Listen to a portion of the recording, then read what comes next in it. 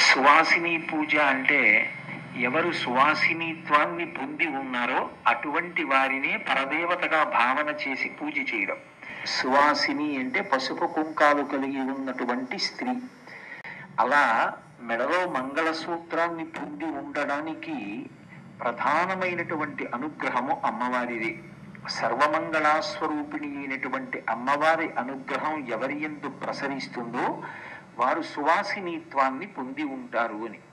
ఆమె సాక్షాత్ లక్ష్మి. అందుచేతనే సువాసిని యొక్క ముఖం చూసిన, సువాసిని ఎదురొచ్చిన, సువాసినికి నమస్కరించిన ఆ నమస్కారం లక్ష్మీదేవికే చెందుతుంది. ప్రతి ఇంటిలో ఉన్నటువంటి ఇల్లాలు గృహలక్ష్మీ స్వరూపం, ఆమె లక్ష్మీ స్వరూపం.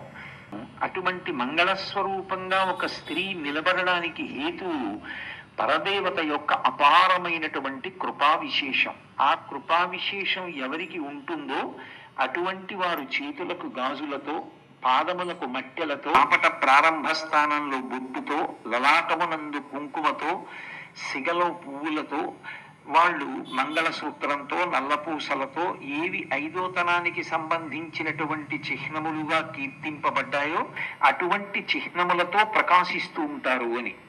సాక్షాత్ అమ్మవారి యొక్క స్వరూపమే. అటువంటి సువాసిని అర్చన చేస్తే అమ్మవారు విశేషమైనటువంటి సంతోషాన్ని పొందుతుంది.